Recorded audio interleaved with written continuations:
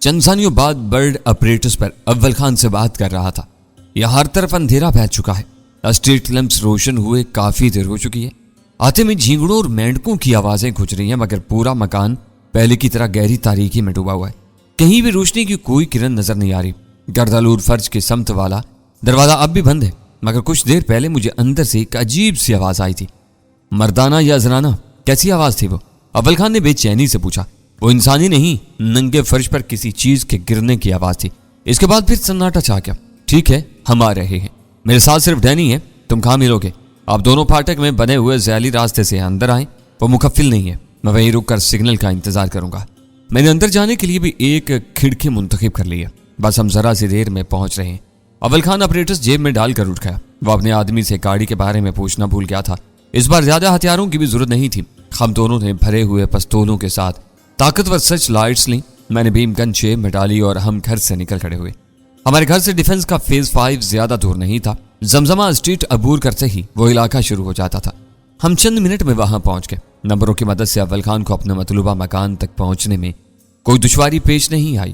اس نے اپنی گاڑی اس مکان سے دور ایک خالی پلاٹ پر چڑھا کے روک دی، پھر ہم دونوں پیدل ہی اپنی منزل کی طرف لوٹ آئے۔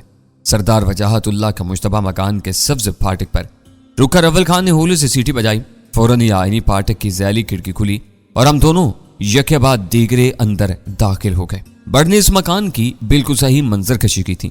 مکان میں مکمل تاریکی چھائی ہوئی ہونے کے باوجود دور افتادہ اسٹریٹ لیمپس کا ہلکا سا انعکاس اس مکان کے ماحول کو ہلکا سا واضح کر رہا تھا۔ وہ مکان چند ماہ پہلے آباد تھا اور ایک ایسے صنعت کار کے تصرف میں تھا جو بینکوں کے 42 کروڑ روپے دبائے بیٹھا تھا، اس لیے کھنڈر نما یا بوسیدہ نہیں رہا ہوگا۔ لیکن اس وقت جھینگڑوں اور مینڈکوں کے شور میں وہ کوئی پرانا بھوت بنگلہ معلوم ہو رہا تھا۔ اول خان اپنے ماتحتوں کے مشوروں پر عمل کرنے کے بجائے اپنی مرضی پر چلنے کا عادی تھا۔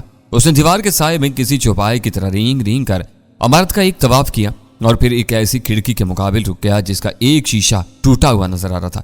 سر، میں نے اسی کھڑکی کا انتخاب کیا اور ہاتھ ڈال کر اندر کا بولٹ اٹھا چکا ہوں، ذرا سے اشارے سے یہ کھڑکی کھل جائے گی۔ برڈ نے سرگوشانہ لہجے میں اول خان کو آگاہ کیا۔ میں اندر جاتا ہوں، میں نے اول خان سے کہنا شروع کیا۔ تم یہیں رک کر مجھے کور فراہم کرو گے؟ برڈ کو پچھلے دروازے پر بھیج دو تاکہ ادھر سے کوئی فرار نہ ہو سکے۔ میں نے مکان کا طواف کرتے ہوئے یہ دیکھ لیا تھا کہ مکان کے احاطے میں کوئی گاڑی موجود نہیں تھی جو ہنگامی ضرورت کے وقت جان کے کام آ سکے۔ پختہ کے راج میں گاڑیاں بند رہی ہوں تو دیگر بات تھی۔ تمہارا اکیلا اندر جانا خطرناک ہو سکتا ہے، آگے پیچھے ہم دونوں ہی اندر چلتے ہیں۔ اندر جانا اکیلا ہوگا، ویرا اس کا ساتھ نہیں دے گی۔ اگر وہ اندر کی گہری تاریکی سے فائدہ اٹھا کر اسی کھڑکی سے بھاگ نکلا تو ہم ہاتھ ملتے رہ جائیں گے۔ تم فکر مت کرو، وہ اندھیرے میں آسانی سے مجھے نہیں مار سکے گا۔ مقابلہ شروع ہو جائے تو تم ضرور اندر آ جانا۔ برڈ مکان کے پچھلے حصے کی طرف چلا گیا۔ میں نے کھڑکی کی طرف پیش قدمی شروع کر دی۔ میرے دائیں ہاتھ میں پستول اور بائیں ہاتھ میں ٹارچ دبی ہوئی تھی۔ کھڑکی آرام سے کھل کے غیر آباد ہونے کی وجہ سے اندر سیلن کی ہلکی سی بو رچی ہوئی تھی۔ میں پوری توجہ مرکوز کر کے اندر کی سنگل لینے کی کوشش کرتا رہا، لیکن وہاں محیب اور مکمل سناٹے کا راج تھا۔ میں نے کھڑکی کی چوکھٹ پر ہاتھ ٹھکائے اور کوئی آواز پیدا کیے بغیر پنجوں کے بل اندر اتر گیا۔ مجھے حیرت تھی کہ زمانے کی مروجہ احتیاطی تدابیر کے برعکس اس مکان کی کھڑکیوں پر آئینی گرل نہیں لگائی گئی تھی۔ مکان کا طواف کر کے مجھے ساخت کا اندازہ ہو چکا تھا۔ میں نے براہ راست اندر گھسنے کے بجائے بغلی سمت میں آگے بڑھنا شروع کر دیا۔ مکان کے وسعت کے اعتبار سے کمرے بڑے بڑے اور ساز و سامان سے بھرے ہوئے تھے، اور وہ سارا آسائشی اور آرائشی ساز و سامان یقیناً قیمتی رہا ہوگا۔ قدم قدم پر موجود ان رکاوٹوں کی وجہ سے میں پھونک پھونک کر قدم آگے بڑھاتا رہا۔ وہ شاید کوئی خوابگاہ تھی۔ میں وہاں کا جائزہ لے کر جوں ہی پلٹا، مجھ سے ذرا سی چوک ہوگی۔ میری کونی لگتے ہی ایک اونچی تپائی پر رکھا ہوا کوئی وزنی گلدان فرش قالین پر آ گرا۔ قالین دبیز تھا مگر پھر بھی وہ تھمک بہت تیز تھی۔ اس آواز کے ساتھ ہی اندر کہیں کھٹکا ہوا میرے دل کی دھڑکنیں یک بیک تیز ہو گئیں۔ چائے چاند نے وہ آواز سن کر اپنی جگہ چھوڑ دی تھی۔ میں نے اس آواز کی سمت کا تعین کر کے اپنی نگاہیں اس طرف مرکوز کر دی اور خود وہیں جم کر کھڑا ہو گیا۔ وقت کی رفتار سست ہو گئی۔ مجھے ایک لمحہ بہت طویل محسوس ہو رہا تھا۔ میں ایک مرتبہ پھر اپنے ایک چالاک اور مکار دشمن کے ساتھ ایک ہی چھت کے نیچے تھا۔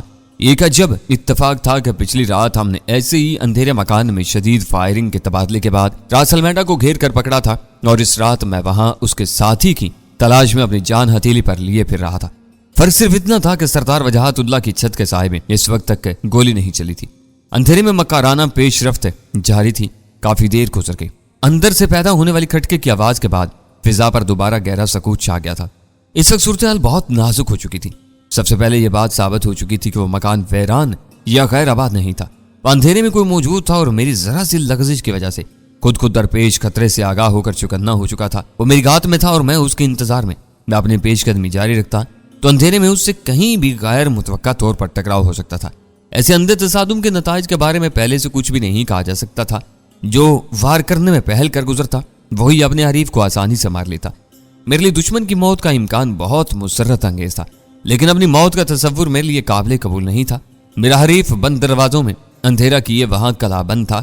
इसके अजाब इतने भड़के हुए थे कि उसने धमक पैदा होते ही ऐसे इस्तरारी रद्दअमल का मुजाहरा किया था कि खटके की आवाज पैदा हो गई थी, मगर फिर वो अपने मोर्चे ही में रुक गया था। अपनी जगह छोड़ने के बजाय मैंने कालीन पर गिरी हुई वजनी चीज को छुआ तो मुझे किसी ठंडी धात का एहसास हुआ। मैंने झुककर बहुत एहतियात से अपने पिस्तौल की नाल उस खोखले गुलदान के पैंदे से आहिस्ता से टकराई। टन की हल्की सी आवाज उभरी और उसकी बाज़गश्त पूरे घर की तारीक फिजा में फैलती चली गई। कौन है? अंदर से पंसी पंसी और दबी दबी एक मर्दाना आवाज आई और मेरे बदन के मसामों के दहाने खुल गए। सवाल उर्दू में किया गया था, जबकि जान उर्दू से नाबलद था। इसका मतलब था कि मुकाबला बराबर का नहीं था। दुश्मन की तादाद एक से ज्यादा थी। मैं वहीं खड़ा सोचता रहा। मेरे ज़हन में वापसी का ख्याल आया। अभी मैं किसी नतीजे पर पहुंचने भी नहीं पाया था कि मेरी नजरों ने अंदर की तारीकी को लरसते हुए देखा। मैं आंखें फाड़ कर उस तरफ घूरने लगा। फिर मुझे इतराक हुआ कि अंदर तारीकी नहीं लरजी थी। इस तारीकी में कोई हेवला आहिस्ता आहिस्ता मेरी तरफ आ रहा था। मैंने अपने वजूद को दरवाजे से अंदर समेट कर चौखट की ओर से उस तरफ झांका, फिर अपना बायां हाथ सीधा करके अपनी ताकतवर सर्च लाइट रोशन करने का फैसला कर लिया। हैंड्स अप, मैंने चौखट की ओर से निकले बगैर गुर्रा कर कहा और सर्च लाइट रोशन करती। आने वाला जहां था वहीं जम कर रह गया और उसे देखकर मेरे फरिश्ते कोच करके। वो सनी था जिसे अव्वल खान सरवर के कत्ल के इल्जाम में पूरे शहर में ढूंढता फिर रहा था। आखिरकार वो जान और राज अलमेडा का ही साथी निकला था। सनी एक बांका, सजीला और कदावर नौजवान था। इस वक्त उसकी गोरी रंगत फीकी पड़ गई थी और चेहरे पर सरसहमगी के आसार नजर आने लगे थे। उसके दाहिने हाथ में दरमियाने बोर का रिवाल्वर दबा हुआ था, मगर गनीमत यह था कि मेरी करख्त आवाज पर उसने कोई भी मुज़ाहमत किए बगैर अपने दोनों हाथ सर से ऊपर उठा लिए थे। रिवाल्वर की नाल छत की तरफ थी और सनी की शहादत की उंगली ट्रैगर पर जम चुकी थी।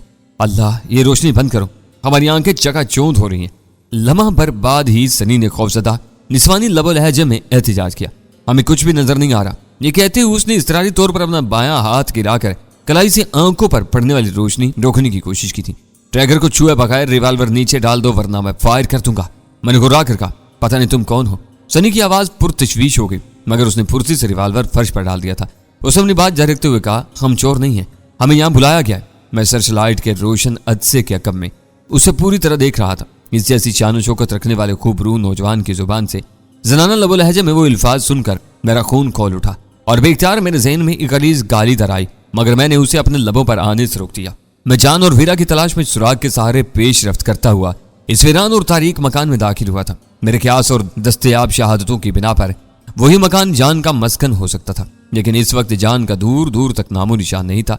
अलबत्ता सनी नागहानी तौर पर मेरी नजरों में आ गया था और मज़क्का खेज़ अंदाज में अपनी वहां मौजूदगी का दिफा करने की कोशिश कर रहा था। सर्चलाइट की रोशनी और फिर फ्रीकैन की आवाज़ों की वजह से मेरा दिल कनपट्टियों में धड़क रहा था। इस वक्त तक मुझे यकीन था कि वो मकान इन साजिशों का एक मजबूत ठिकाना था और सूरतो अहंग की तब्दीलियों के नतीजे में सनी के ताकतवर सरप्रस्त भी इस मामले में मुदाखलत कर सकते हैं। मैंने दबी दबी गज़बनाक आवाज में कहा, रामजादे, रिवाल्वर से दूर हट जा, तुम्हारे करतूत मुझे मालूम हो चुके हैं। तुमने जरा सी भी चालाकी दिखाने की कोशिश की तो मैं तुम्हारा भेजा उड़ा दूंगा। हाय हम मर गए। सनी की सहमी हुई बेसाख्ता आवाज उभरी। पता नहीं हम बेखबरी में कहां फंस गए। इन अल्फाज के साथ वो फर्श पर पड़े हुए रिवाल्वर से चंद कदम पीछे सरकता हुआ चला गया। मैंने फुर्ती से अव्वल खान के शाने पर हाथ मारा।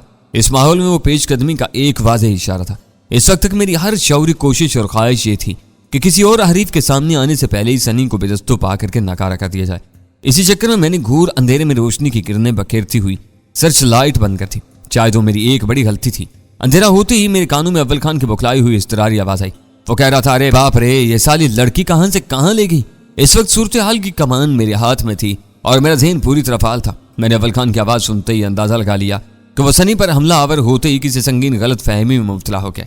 मेरी पूरी कहानी सुनने के बाद भी उस बेचारे को अंदाज़ा नहीं हो सका था कि सनी आदात और अतवार में ही नहीं बल्कि जिस्मानी लोच और गुदाज में भी बहुत बुरी तरह निसाइयत का शिकार था। कुदरत ने उसे पैदाइशी तौर पर मर्दाना कुल पुर्जे अता न किए होते तो वो नए जमाने में मौलवियों को पेड़ों पर चढ़ाने वाली उमराव चान अदा का किरदार तक अदा कर सकता था। धोखा खाने की जरूरत नहीं। मैंने लम्हा भर में सूरत हाल का इदराक करते हुए तेज सरगोशान आवाज में कहा, इस बदमाश का बदन लड़कियों की तरह नर्म और लचकीला है, इसे निकलने ना देना। मेरे कानों में किसी के दौड़ते हुए कदमों की आवाज आई शायद सनी अव्वल खान के बुखलाहट का फायदा उठाकर अंधेरे में किसी तरफ भाग निकला था और अव्वल खान ने मेरी ललकार पर उसके पीछे दौड़ लगा दी थी। चंद सानियों बाद कदमों की धमक खत्म हो गई और उठक पटक की आवाजें आने लगी। मैंने इस्तरारी तौर पर दोबारा सर्च लाइट रोशन करके उसका रुख घुमाया तो अव्वल खान कुशादा राहदारी में सनी के साथ लड़ता हुआ नजर आया। सनी अपनी इक्तसाबी नजाकतों के बावजूद एक पैदाइशी मर्द था और इस तक मर्दाना वार अव्वल खान का मुकाबला कर रहा था। ये और बात थी कि अव्वल खान के मुकाबले में वो कती नो आमूज नजर आ रहा था। रोशनी होती ही अव्वल खान को इस अंधाधुंध लड़ाई में अपना निशाना ताकने का मौका मिल गया। इसका भरपूर दाहिना मुक्का सनी के बाएं चपड़े पर पड़ा तो वो तिवरा कर कई बल खाता हुआ दीवार से टकराया और फिसल कर वहीं ढेर होता चला गया। अव्वल खान किसी सफाक जल्लाद की तरह फौरन ही उसके सर पर सवार हो गया। ठहरो ठहरो, सनी दोनों हाथ जोड़कर बेसाख्ता गिड़गिड़ाया। हमें क्यों मार रहे हो? हमारा कसूर तो बताओ। हम यहाँ मारने आए हैं, न किसी को मरवाने आए हैं, किसी के बुलाने पर आए हैं। किसके बुलाने पर आए हो? अव्वल खान उसकी बात काट कर गुरा। ए लो, सनी दोनों हथेलियां जोड़कर बोला।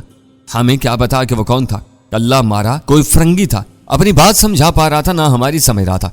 खुदा के लिए पीछे हटो तो हम कुछ बताएं। तुमने हमारी कमर छील कर रखी है। कमर पर दीवार की वो रगड़ लगी है कि 7 दिन दूध जलेबी खाकर भी नहीं जाएगी। तेरी कमर से नीचे का क्या हाल है सनी भाई? मैंने उसके सर पर पहुंचकर जहरीला लहजा में पूछा। नीचे का हाल तो ऊपर वाले को ही मालूम है, वो कराते हुए बोला। हमें सारी उम्र में इतनी चोटें नहीं आई थी जितनी तुम लोगों ने जरा सी देर में लगाई हैं। तुमसे खुदा समझे, पता नहीं तुम कौन हो और हमारे दुश्मन क्यों हो रहे हो। मैंने फर्श पर पड़ा हुआ सनी का भरा हुआ रिवाल्वर अपनी तहवील में ले लिया। इस वक्त तक वहां काफी धमा चुकड़ी हो चुकी थी, लेकिन सनी के सिवा कोई हमारे सामने नहीं आया था। इस सूरत हाल से 2 ही नताइज अखज किए जा सकते थे। पहला और इत्मीनान बख्श पहलू यह था कि इस तारीख मकान में सनी की पुष्ट पनाही के लिए कोई दूसरा नफ्स मौजूद नहीं था। हम इसे जेर करके अमलन इस मकान पर काबिज हो चुके थे। दूसरा और कभी तर इम्कान यह था कि वहां मौजूद दूसरे लोग इस मुकाबले में कोई दखल अंदाजी किए बगैर तारीकी में छुप कर हालात का जायजा ले रहे थे। वो मुनासिब मौका मिलने पर अचानक हम पर हमला आवर होते और हमारी गर्दनें काट कर रखते थे। दूसरे इम्कान पर सोचते हुए मैंने बेख्तियार फुरीरियां ही लेकर रह गया था। मेरी दानिश में वहां किसी और का मौजूद न होने का इम्कान न होने के बराबर था। जान मुझसे फोन पर बात करता रहा था, जिसने वीरा से भी मेरी बात कराई थी और फिर टेलीफोन के महकमे की मदद से जान के फोन का नंबर का सुराग लगाकर हम इस मकान की निशानदेही पर पहुंचे थे। असूली तौर पर जान और वीरा को इसी मकान के किसी हिस्से में मौजूद होना चाहिए था, मगर वो दोनों गायब थे और सनी कुर्बानी के बकरे की सूरत में हमारे सामने था। मुझे यकबयक जान के तस्वुर से हल्का सा खौफ महसूस होने लगा। कश्मीर रोड की कमीन गांव में रास अलमेडा को अकेला छोड़कर मैदान से राय फरार इख्तियार करने वाला वो शख्स मेरी तवक्कात से ज्यादा चालाक साबित हो रहा था। इस वक्त तक हम तीनों इस मकान की किसी तंग सी गुजरगाह में थे। मैंने सर्चलाइट की रोशनी में करीबी दरवाजे का जायजा लिया और फिर सनी को उसमें दाखिल होने का हुक्म दिया। वो बल खाता हुआ फर्श से उठा और फिर लंगड़ाता हुआ होले होले दरवाजे की तरफ चल दिया। अव्वल खान उसके साथ साथ था। वो फर्शी कालीन से आरास्ता सोने का कमरा था, जिसमें अकबी खिड़की और मुलक्का बाथरूम के दरवाजे के सिवा निकास का कोई मुतबादल रास्ता नहीं था। हर चीज पर गर्दो गुबार की तहें मौजूद थीं, जिनसे जाहिर हो रहा था कि वो ख्वाबगाह काफी अरसे से मकीनों के इंतजार में खाली पड़ी हुई है। अव्वल खान भी मौका की नजाकत को पूरी तरह समझ रहा था। उसने खिड़की पर पड़े हुए दबीज पर्दे मिलाए, फिर प्लग तलाश करने के बाद साइड टेबल पर रखा हुआ लैंप रोशन कर दिया। वो रोशनी कम नहीं थी, लेकिन लैंप के बल्ब पर शेड लगा होने की वजह से इसे बाहर से देखा जाना कदरे दुश्वार था। इधर उधर की हाँकने के बजाय अब पूरी कहानी सुनाते चले जाओ। कमरे में पहुंचने के चंद सानियों बाद मैंने उसे घूरते हुए स्तर लहजे में कहा, तुम सागा को निकालने के लिए गए तो तुम्हारे साथ 2 आदमी कौन थे? सागा को ढेरदारनी तक पहुंचाने के बाद तुम कहाँ गायब हो गए थे और अब यहाँ क्या कर रहे हो? सनी मेरे सवालात पर मुजमहल सा नजर आने लगा और शिकस्त खोरदा लहजा में बोला, इसका मतलब है कि तुम बहुत कुछ जान चुके हो। सच बताओ कि तुम हमें मार तो नहीं दोगे? कमरे में रोशनी होने के बाद उसने पहली बार मुझे देखा था। मुझे पहचान कर उसकी निगाहों में हैरत उभर आई थी और उसका चेहरा फीका पड़ गया था, लेकिन इस बारे में उसने कोई तबसरा नहीं किया था। इससे कोई फर्क नहीं पड़ेगा। तुमने सागा को आजाद कराने के लिए एक सरकारी आदमी का खून किया है और दूसरे को बुरी तरह जख्मी किया। तुम्हारे यही जराइम तुम्हारे गले में फांसी का फंदा डलवाने के लिए काफी होंगे। हमें फांसी की धमकी मत दो। वो खौफजदा आवाज में बोला, हमें छमिया बाजे ने बता दिया है कि तुम पुलिस वाले नहीं, एक पुराने बदमाश और तुम्हारा नाम डैनी है। यह बताओ कि तुम इस वीरान मकान में कैसे पहुंच गए? इसके आखिरी सवाल पर मुझे इस्तरारी तौर पर गुस्सा आया, मगर मैंने फौरन ही संभल कर पूछा, अगर इस वक्त यह मकान वीरान है तो इससे पहले यहाँ कौन और मौजूद था? जब से हम आए हैं कोई हराम का जना यहाँ तक नहीं आया। उसने बेबसी से कहा और मेरे जहन पर से एक बहुत बड़ा बोझ हट गया। अगर इस मकान में सनी के सिवा और कोई मौजूद नहीं था तो हम पूरी तवज्जो और यकसुई के साथ इससे बाज पुरस कर सकते थे। सनी अपनी रोह में कह रहा था, लेकिन इस मकान की वीरानी से तुम किसी भूल में ना रहना। हमारे हमदर्द किसी भी वक्त यहाँ आकर तुम्हारा नरखरा नाप लेंगे। अगर तुम मजीद टूट फूट से महफूज रहना चाहते हो तो डैनी के सवालों के जवाब देते चले जाओ। अव्वल खान ने सफाकी से कहा, तुमने टाल मटोल की तो तुम्हारे हमदर्दों को तुम्हारा बिगड़ा हुआ चेहरा देखकर अफसोस होगा। थोड़ी सी रद्दोकत के बाद सनी ने बोलना शुरू कर दिया, اس کی کہانی کا ابتدائی حصہ وہی تھا جو اول خان کے آدمی بازار حسن میں گھوم پھر کر معلوم کر چکے تھے۔ البتہ بعد کی باتیں ہمارے لیے نہیں تھیں۔ اس نے بتایا پرنس ساگا اس تہہ خانے میں بہت خراب حالت میں تھا۔ ہم نے انہیں اٹھایا تو اس کی چیخیں نکل گئیں۔ انہیں معلوم ہو چکا تھا کہ وہ زیادہ دیر تک زندہ نہیں رہے گا۔ انہوں نے راستے میں تکلیف اور غنودگی کے عالم میں ایک فون نمبر بتا کر حکم دیا تھا کہ انہیں چمیا باجی کے پاس چھوڑتے ہی ہم اس نمبر پر فون کر کے ان کی حالت کی خبر دے دیں۔ اس نمبر پر کوئی گورا تھا جو فرنگی میں ٹاؤں ٹاؤں کہیے جا رہا تھا۔ بس پرنس ساگا کا نام اس کے پلے پڑا اور اس نے ہمیں ہولڈ آن کہہ کر اپنے چوکیدار کو فون پر بلایا۔ پرنس ساگا کے زخمی ہونے کی خبر سنتے ہی گورے نے اپنے چوکیدار سے کہلوایا کہ ہم اس خالی مکان میں پہنچ کر کسی چیز کو چھیڑے بغیر اس کا انتظار کریں۔ چوکیدار سے پتہ لے کر ہم کل رات ہی یہاں آ گئے مگر یہاں کوئی بھی نہیں آیا۔ ہائے ہم مر گئے۔ وہ اپنی کمر پر ہاتھ رکھ کر رہا، پھر ناک منہ چڑھا کر اپنی بات چرکتے ہوئے بولا، معلوم ہوتا ہے کہ وہ تمہارے یہاں آنے کا انتظار کر رہا ہے اور اب کسی بھی وقت یہاں چڑھ دوڑے گا۔ تمہارے ساتھ ساگا کو نکالنے اور کون گیا تھا؟ میں نے پوچھا۔ فخرو اور رمیش چند تھے۔ دونوں نیپیر روڈ کے پرانے اور بہت جیدار دلال ہیں۔ جس کے سر پر ہاتھ رکھ دیتے ہیں اسے کوئی مائی کا لال میلی آنکھ سے نہیں دیکھ سکتا۔ وہ اپنی روح میں بتانے لگا مگر تہہ خانے میں ہونے والی مار دھاڑ سے دونوں ڈر گئے۔ انہیں معلوم ہو گیا تھا کہ پرنس ساگا کو قید میں رکھنے والوں میں سے ایک مر چکا ہے اور پولیس کیس ضرور بنے گا۔ وہ دونوں سب کے سامنے شیر بنے رہتے ہیں لیکن پولیس کے نام سے ان کے پیشاب خطا ہوتے ہیں۔ وہ دونوں ہمیں راستے ہی میں پرنس ساگا کے ساتھ چھوڑ کر گاڑی سے اتر گئے تھے۔ ان کے بھاگنے کے بعد پرنس ساگا نے ہمیں گورے کا فون نمبر دیا تھا۔ تو کیا تم گاڑی چلا لیتے ہو؟ اول خان نے حیرت اور بے ساختہ سوال کیا۔ اے لو، ہم بازار میں بڑے بڑوں کو چلاتے ہیں، گاڑی واڑی کو چلانے میں کیا کمال ہے؟ مشین بڑی مسکین ہوتی ہے، اس کے ساتھ جو سلوک چاہو کر لو۔ بازار والیوں کے ناز نخرے اٹھا کر انہیں اپنے راستے پر چلانا بہت مشکل کام ہوتا ہے۔ ہم نے آنکھ کھولتے ہی یہ کام سیکھ لیا ہے۔ اب گاڑیوں میں کیا رکھا ہے؟ فخرو اور رمیش اب کہاں ہوں گے؟ میں نے قدرے توقف کے بعد پوچھا۔ جہاں بھی ہوں کراچی میں ہرگز نہیں ہوں گے، اس نے پورے وثوق سے جواب دیا۔ تہہ خانے والا آدمی کس کی گولیوں سے مرا تھا؟ میں نے اس کا اقرار جرم سننے کے ارادے سے پوچھا۔ وہ بہت چالاک تھا، اس نے خطرہ بھانپ لیا اور پہلو بدل کر بولا، یہ تو ہمارا مولا ہی جانتا ہے کہ وہ کس کی گولی سے مرا ہوگا۔ ان پر ہم تینوں نے گولیاں برسائی تھی، جس گولی پر اس کا نام لکھا ہوا ہوگا وہی اس کو لے ڈوبی ہوگی۔ اس سے کیا فرق پڑتا ہے کہ اس کو مقدر کا لکھا کس نے پورا کیا ہوگا؟ تم جھوٹے ہو، میں نے گھرا کر کہا۔ زخمی ہونے والے نے بتایا تھا کہ ان دونوں پر اندھا دھند فائرنگ تم نے کی تھی اور تم اس سب سے آگے تھے۔ سنی کے چہرے پر ایک رنگ سا آ کر گزر گیا۔ اس نے واضح طور پر تھوک نکلنے کی کوشش کی اور کہا، یہ جھوٹا الزام ہے، ہم نے کسی کا خون نہیں کیا۔ جنہوں نے تمہارے آدمی کو مارا ہے وہ پہلے ہی بھاگ چکے ہیں، اتنی آسانی سے تمہاری گلو خلاصی نہیں ہوگی۔ میں نے تلخی سے کہا، ان میں سے کوئی قاتل ہے تو اس کے پکڑے جانے تک تم ہمارے اسی مہمان خانے میں رہو گے جو تمہارا ماموں بند تھا۔ ہمارا ماموں؟ اس نے بڑک کر کہا، پھر وہ فوراً ہی سمجھ گیا کہ میں نے ساگا کا حوالہ دیا تھا۔ اس نے توفیمی انداز میں سر ہلاتے ہوئے کہا، وہ ہمارا ہی نہیں، سارے بازار والوں کا ماموں تھا۔ ہم اس امید پر اسے نکالنے گئے تھے کہ وہ اس کارنامے پر ہم سب کو مالا مال کر دیتا، لیکن ہمارے نصیب خراب تھے۔ اس کی زندگی نے وفا نہیں کی اور ہمارا مقدر ہم سے روٹ گیا۔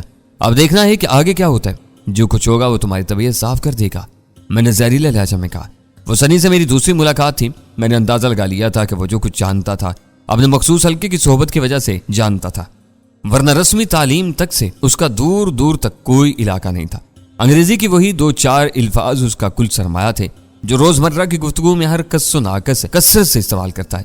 میں نے اول خان سے مخاطب ہو کر انگریزی میں کہا، اس کا کہنا ہے کہ کل شام سے یہ مکان یوں ہی تاریک اور ویران پڑا ہوا ہے، تم اسے سنبھالو، میں ذرا پورے مکان کا جائزہ لے کر آتا ہوں۔